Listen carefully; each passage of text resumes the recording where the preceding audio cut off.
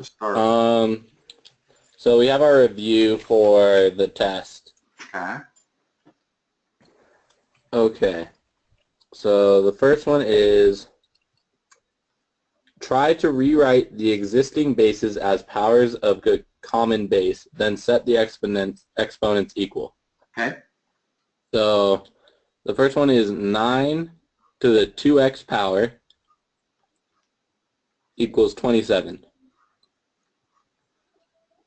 How can I write 9? What's the common base between these two? The common exponential base. 3? Yeah, it's not 9. In other words, 9 is a factor of both numbers, but it's not a Uh-huh. base. I cannot write 27 in terms of 9. I can Okay. write both 9 in terms of 3, and I can write 27 in terms of 3. So I would write 9 in terms of 3 by writing it as 3 squared with parentheses. I haven't changed the left side of the equation. I'm going to write that as 3 cubed. Okay. Now use your rules of exponents. This becomes 3 to the 4x multiplying 2 times 2x equals 3 to the 3. Well, now we have the same bases, which means I can equate the exponents. So 4x has to be equal to 3, which makes x equal to 3/4. Okay. Okay? Other common numbers that these type problems are 4 and 8. In other words, let me give you another one. If I had 8 to the 2x equals 4 to the x minus 1, what's the common exponential base of both of these two numbers? 2? Correct. I can write this as 2 cubed to the 2x, and I can write this as 2 squared to the x minus 1. Apply the rules of exponents. You have 2 to the 6x equals 2 to the 2x minus 2, and now equate the exponents. Once you get the Okay. bases the same, you can always equate the exponents and solve it. Okay. X is equal to minus 1/2. But Yeah. that's the way you do all of these problems. If you cannot find a common base, then you have to use logarithms. The only time you can solve these exponential equations, that's what it is, the variables in the exponent, is if there is a common exponential base.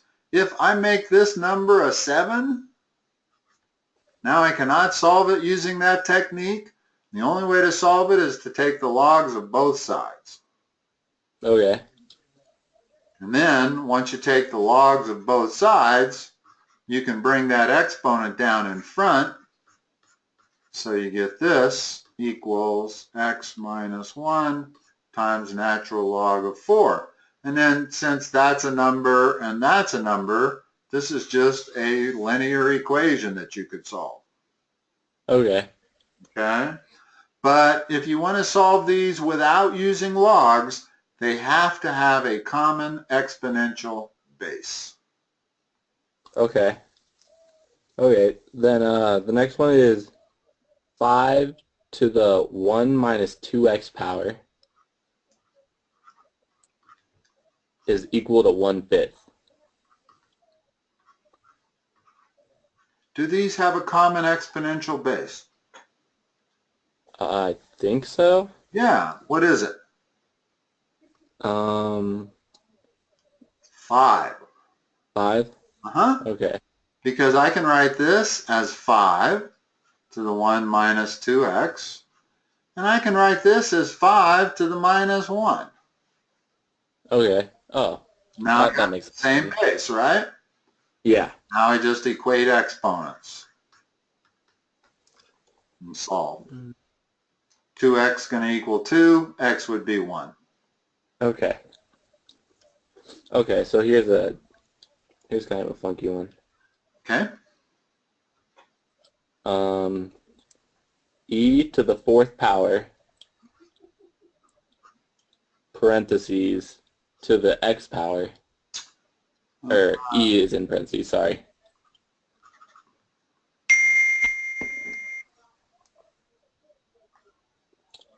Okay.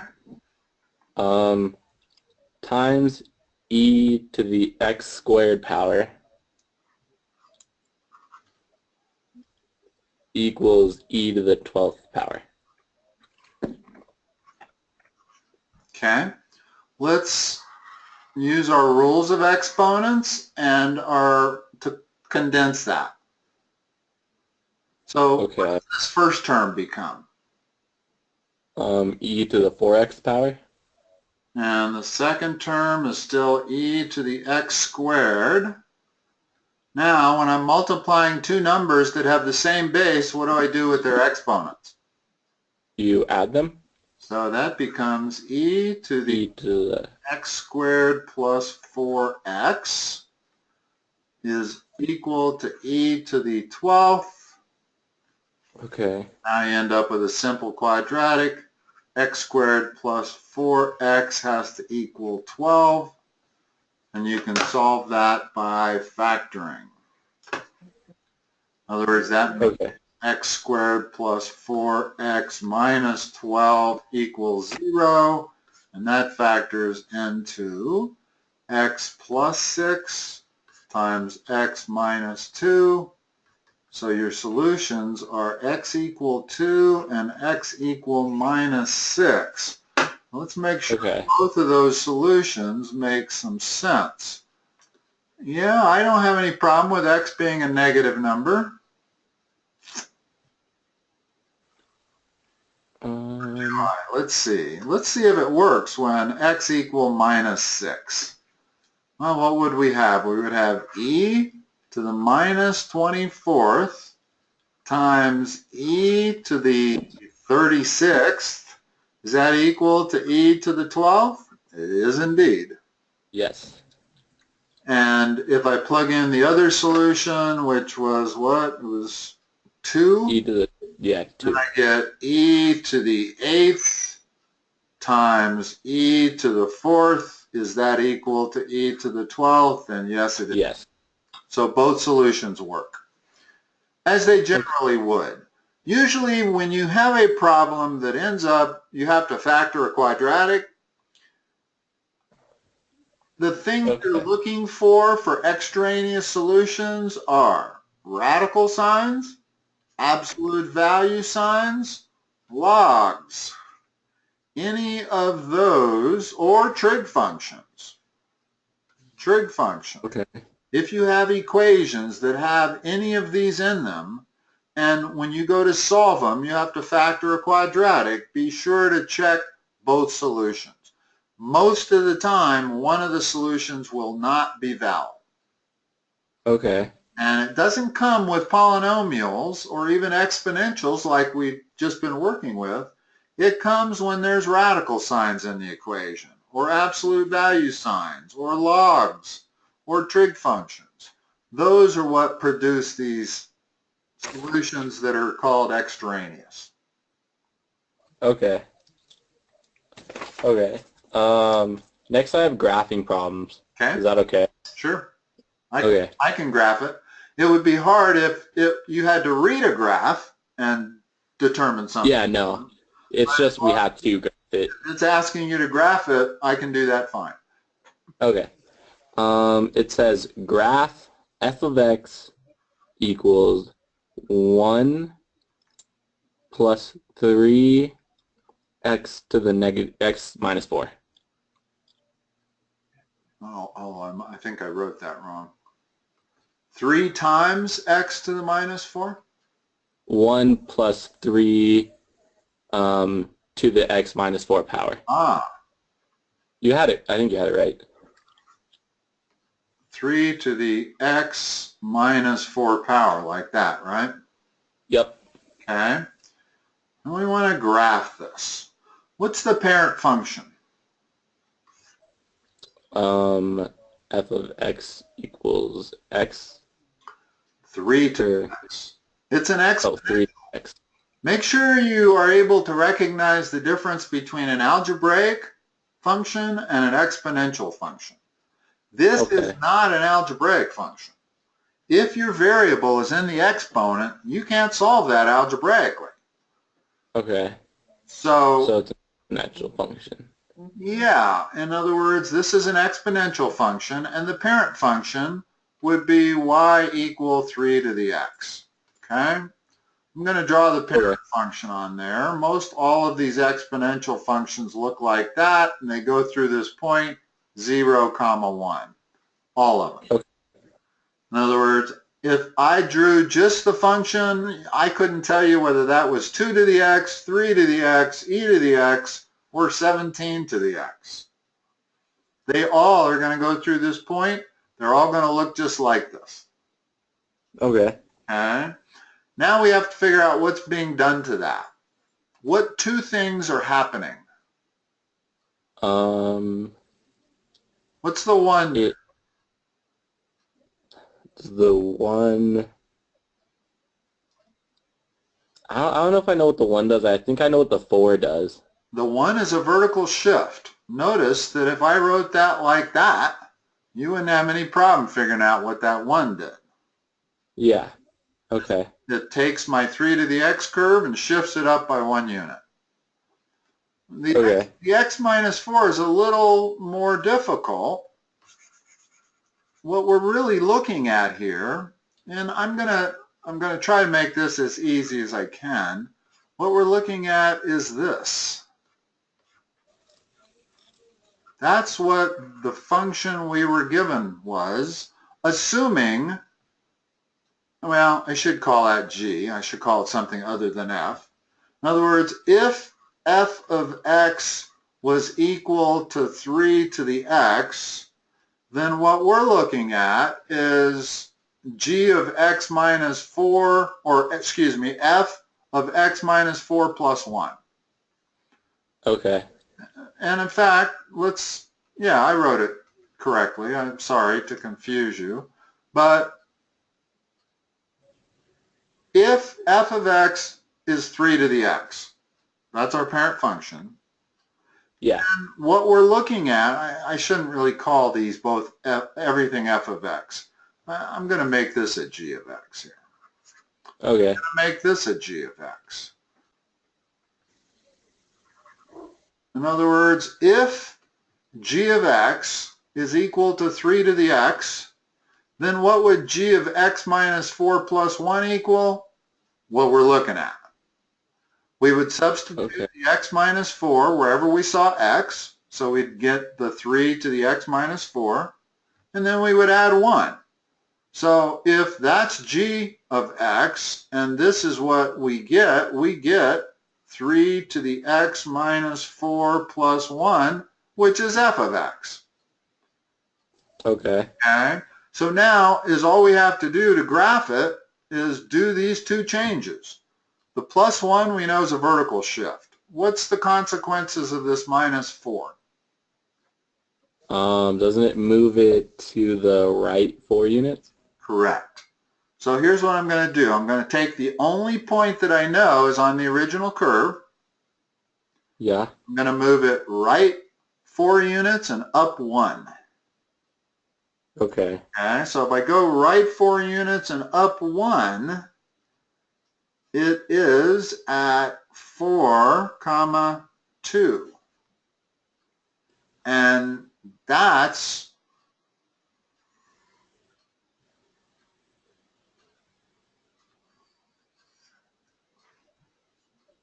let me see if I've done that correct.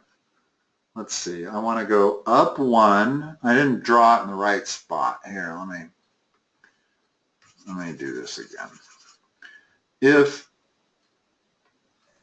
I want to go up 1 and over 4, I did draw it in the right spot. In other words, our new curve is going to be, the original parent curve is asymptotic to the x-axis, right? Yeah. Well, the new curve is going to be asymptotic to the line y equals 1. So the new curve is going to look something like that. But it still passes through the point 0, comma 1? Well, no, it passes through this point, which is now 4, comma 2. In other words, if I plug in 4, I get 3 to the 0, which is 1, plus 1 is 2. So Okay. that point right there is 4, comma 2. Now, the curve itself is now asymptotic. I'll draw the horizontal asymptote on there. All exponential functions are going to be asymptotic with the horizontal asymptote. Well, when we move the curve up 1, we move the horizontal asymptote up to y equals 1. And the point 0, comma 1 now is through 4, comma 2. Okay. What point that is, we don't know. I could figure it out by taking our equation and setting it equal, or let x equal 0. So we end up with 3 to the minus 4 plus 1, which is 1 over 81 plus 1. That's that y value right there. In other words, that value is 0, comma 82 81ths. So the new y-intercept comes at 82 over 81. Okay. But the best way to graph it is to graph the parent function and then just incorporate your two transformations. The key is seeing what kind of transformation this is. And that lies in knowing that. That's what we're looking at. If g of x is 3 to the x, then that is g of x minus 4 plus 1. Okay. Okay. Huh. Okay. So the next one is y equals 2 to the negative x power minus 1. Like that? Yep. Okay. And we're to graph this, right? Yeah. All right. Let's call our parent function g of x. What's it? 2x. 2 to the x. 2 to the x, sorry. Okay. And that, again, looks just like our last one. They all go through that point. Okay. Now, the question is how can I write this so that I know what kind of transformations are taking place? What is it? In other words, this function that we're looking at, this y function, how can I define that in terms of g of x? G of negative x plus 1 or minus 1? Minus 1 outside. In other words, if that's g of x, this is y. Okay. Okay? And it's important to know how to write it because now we know what transformations are going on. What's this transformation? Which one? I'm sorry? The g of minus x. What does that mean? Oh. That moves it to the right 1 unit. No, that's what the minus 1 does. But that moves it down 1 minus unit? x do? No, that flips the graph? Is it horizontal flip or a vertical flip? A horizontal flip. Horizontal. Anything that's going on inside the parentheses is going to be a horizontal action. If it's going on outside the parentheses, it's going to be a vertical action. In other words, if I told you what is minus g of x, well, that's a vertical flip over the x-axis because the minus sign is outside the function. When the minus sign is inside the function, it's a horizontal flip. Okay, so you always do your reflections first. So the first line I'm going to draw on here is going to look like that. Okay. That is g of minus x. Now, g of x minus x plus 1, I'm going to put in green. It's going to be asymptotic not to the x-axis, but everything's going to shift down 1. So there's going to be a horizontal asymptote at y equal 1, y equal negative 1, excuse me. And I'm just going to move this entire red graph down 1 unit. So okay. It looks something like this. Whoops, never quite touches that horizontal asymptote. Okay. Now, do they make you label anything? In other words, I didn't label where it crossed the y-axis or where it crossed the x-axis. The only thing that is given besides graph the functions is that the graph contains the points 0, 1, comma, 1a, or, well, 0, 1 parentheses, comma, 1a parentheses, and negative 1, comma, 1 over a parentheses.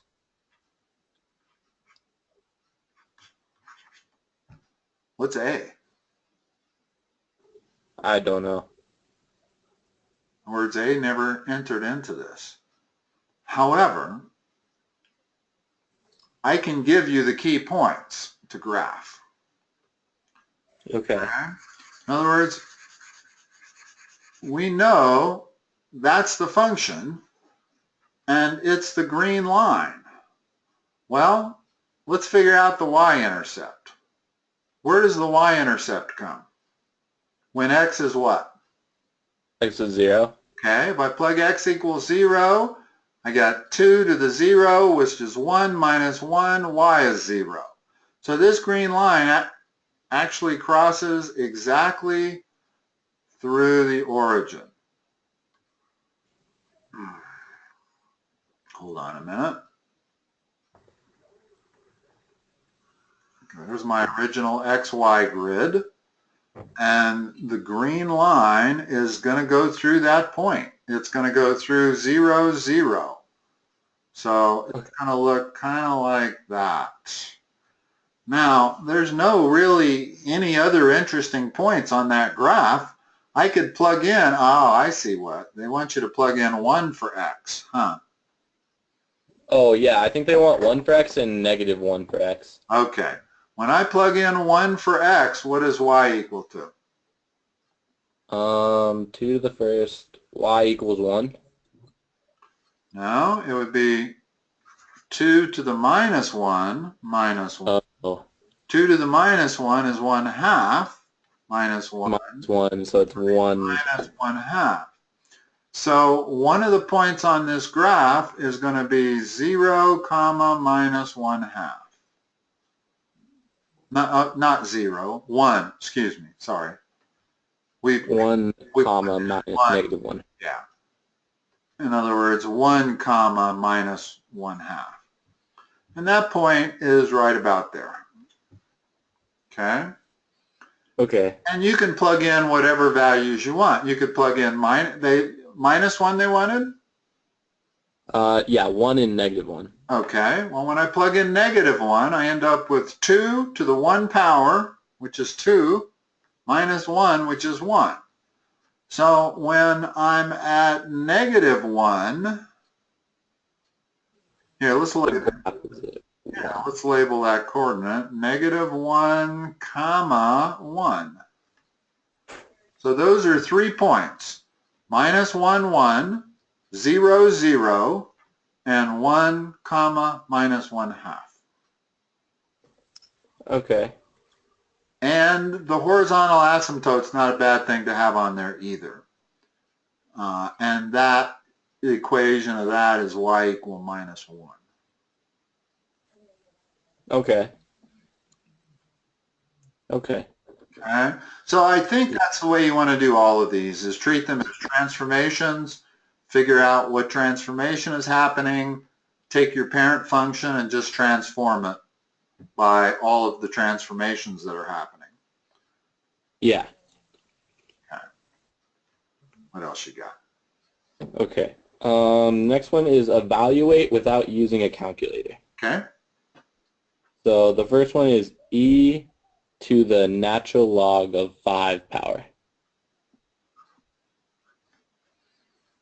Okay. There's a rule that says that if I have b raised to the log base b of 5, that's equal to 5. Or Yeah. instead, let me make that x. It's equal to x. Okay? Mm. Well, natural log is base e. So what I really have up here is e to the log base e of 5. So that's going to be 5. 5. Oh, okay. In other words, these basically cancel if that e is the same as that e. Okay. What else? So is that the same if I have natural log of e to the second power? Well, let's look at that. If I had natural log of e, first of all, that's 1, always. Oh, okay. And if I make it to the second power, I can take that 2, put it in front, and now 2 of that's 1 equal to 2 equals times 1. 2.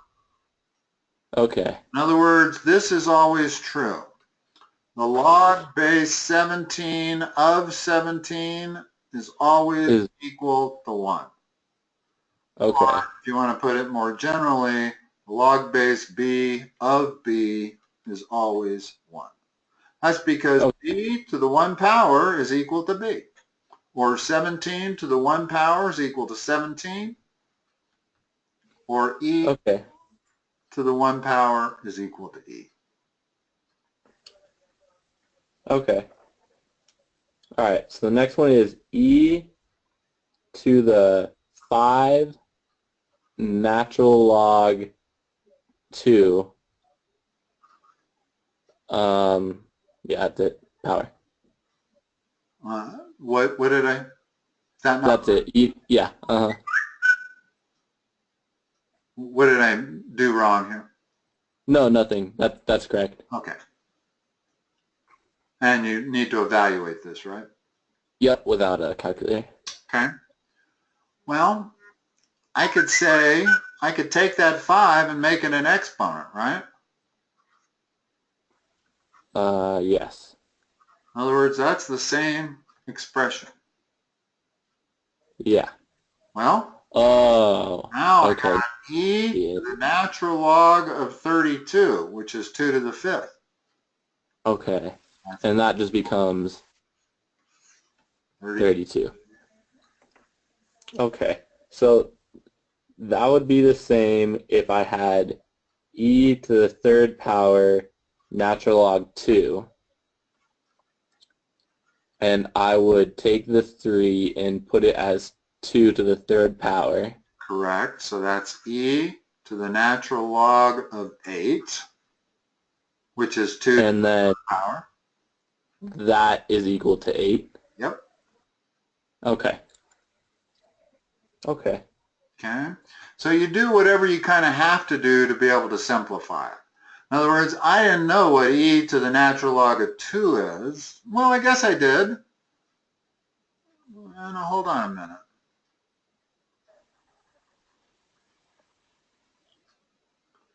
Yeah, no, I kind of have to do it this way. I cannot separate this out and say e to the natural log of 2 is 2, and then 2 times 5 is 10. That would be not the correct way to do it. By your rules of logs, that 5's got to go as an exponent to the 2. And now you can say e to the natural log of 32 equals 32. Okay.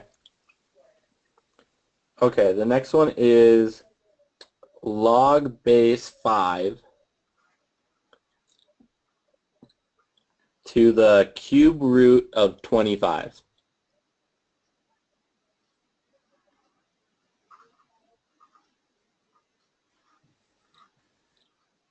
I might have said that wrong. Did I write it correct? Or?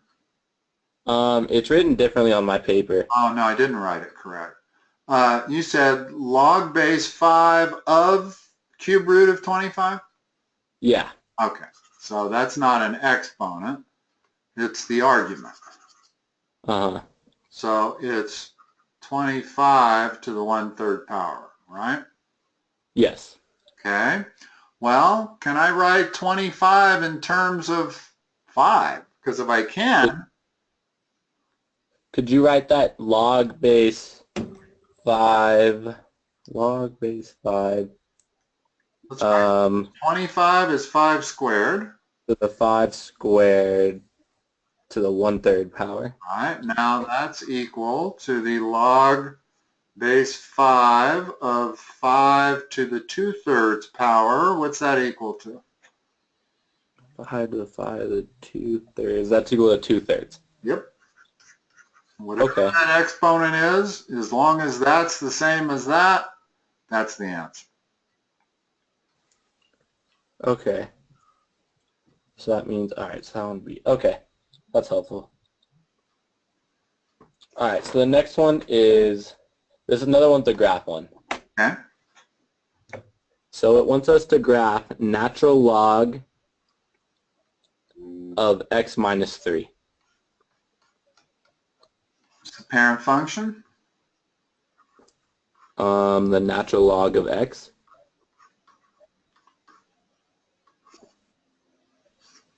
That graphs like this.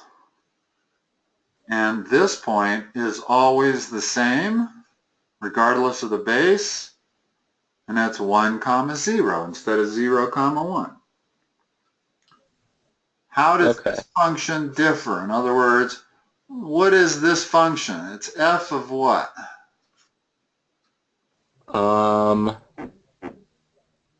F of x minus 3. Yeah. In other words, if this is f of x, and I said, what is f of x minus 3? You'd plug in x minus 3 for x, and you'd have natural log of x minus 3. So this is what we're looking at. And how does this differ from this? What is the transformation? It shifts to the right 3 units. Yeah, so this point that was at 1, 0 is now at 4, 0. And the vertical asymptote, which was the y-axis, now becomes x equal 3. So there's our new vertical asymptote, and we just have to go through that. So it looks like that. They should basically have the same shape, not the way I've drawn them, but in other words, they would be what you would kind of call parallel curves. Okay. So the secret on all of these is to figure out what transformation has happened. And as long as you know how to graph the parent function, and you should know how to graph the 10, there's like 10 basic elementary functions. And you want to know what the graph of each one of them looks like. Okay, there's this one, there's this one, there's this one, there's this one, there's this one, there's this one, and let's see, can I think of any more? The only one that I don't know is the sine x, but I don't think we've learned that yet.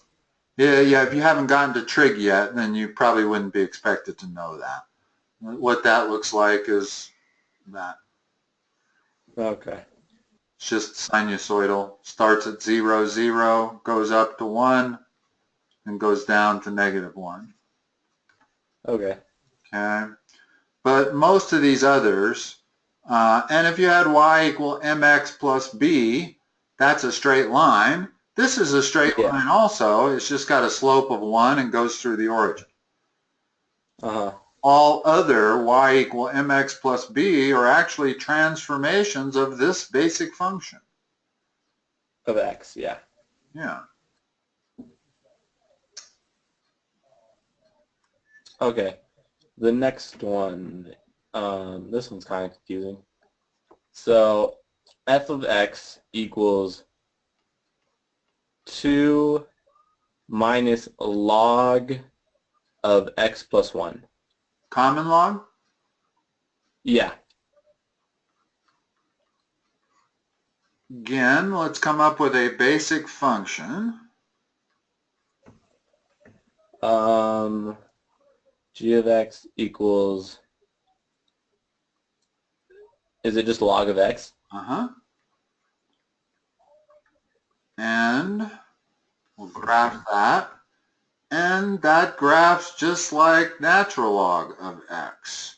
In other words, you wouldn't be able to tell the difference. It's going to even go through exactly the same point, 1 comma 0. So regardless of the base, all these log functions look similar and they all go through that same point.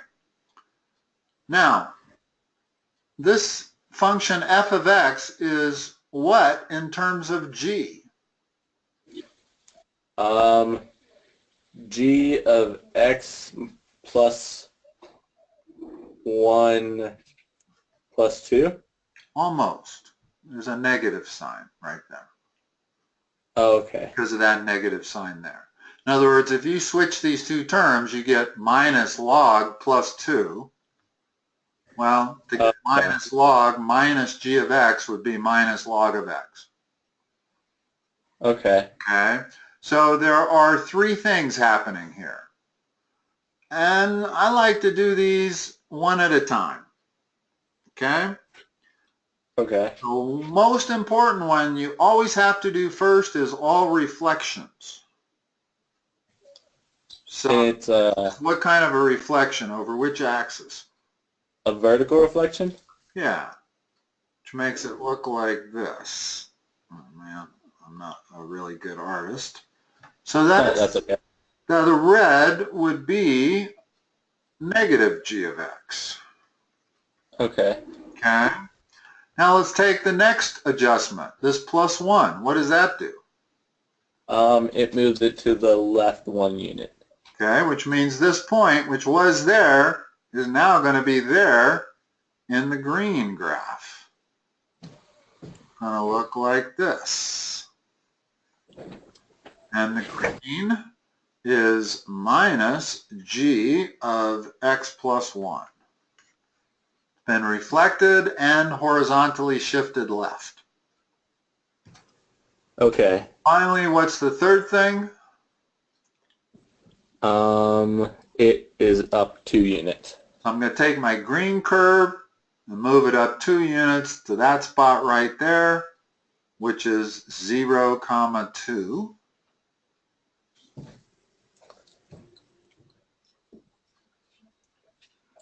And it's going to look something like that. Now, I only graphed 1 point on that blue curve.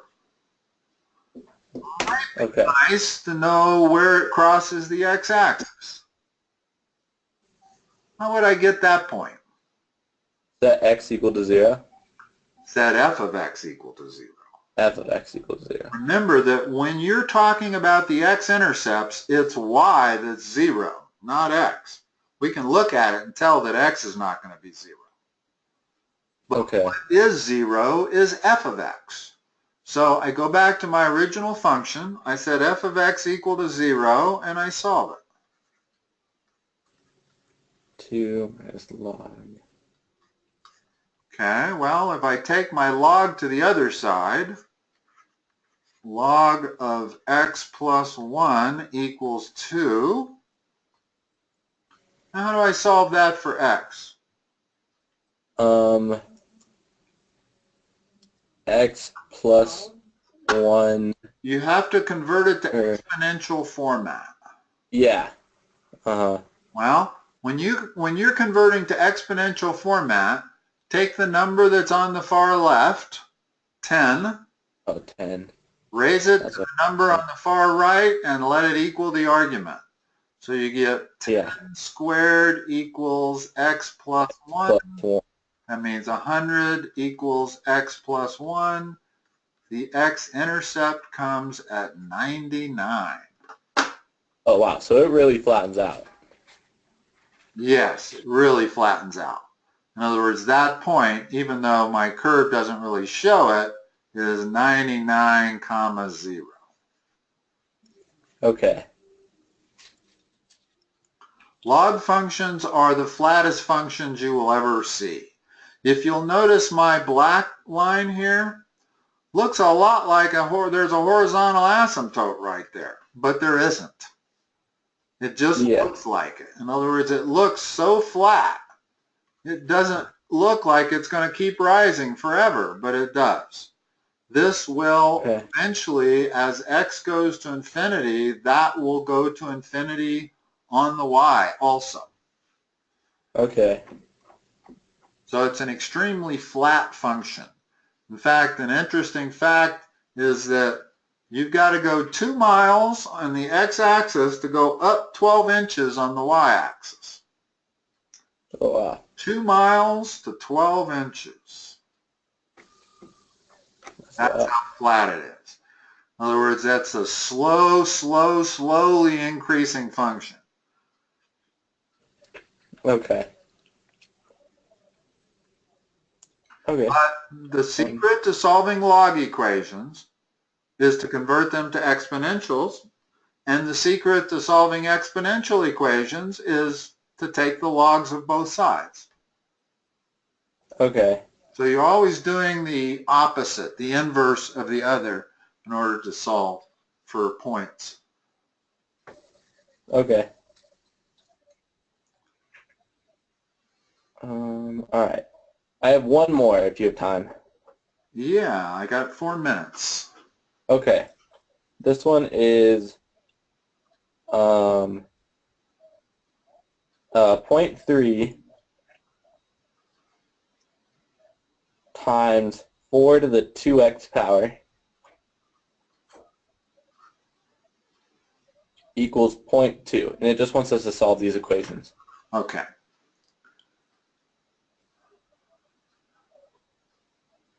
What we want to do is get that isolated. Because once we get it isolated, we can take the logs of both sides and then bring that 2x down onto the fraction line. Okay. Okay. Well, it's not isolated right now. It's being multiplied by 0.3. So how do I get rid of the 0.3? You multiply it by 0.3? Divide both sides by 0.3. Or you divide both sides by 0.3, sorry. So if I did that,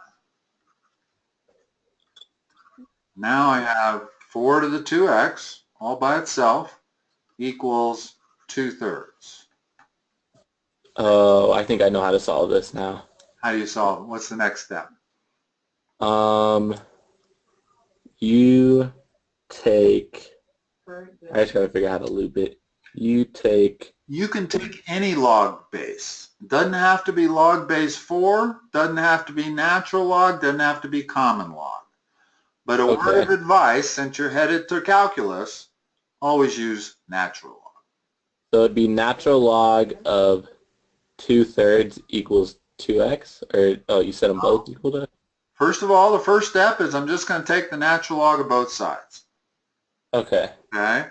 Now that I have it in log format, I can move this 2x in front by the rules of logs. Oh, okay. Okay. Now I'm almost home free. In other words, these are just numbers. Yeah. So I'm going to divide both sides by 2 natural log of 4 to solve for x. So x is going to be natural log of 2/3 divided by 2 natural log of 4, and you can get that number out of your calculator. Yeah. Okay. That incidentally is going to be a negative number. Okay. Here's the thing. When you take logs of numbers greater than 1, it's always positive. When you take logs of numbers between 0 and 1, it's always negative. And you cannot take the log of a negative number. So I know that when I take this log of 2/3, I'm going to get a negative. When I take the log of 4, I'm going to get a positive. So I'm going to end up with Okay. a negative divided by a positive. I'm going to end up with a negative number, which is fine. In other words, this problem works just fine with a negative x. Okay. Okay? All right. Nick, I'm going to run on you. I I think that's okay. hope that was helpful. Yeah.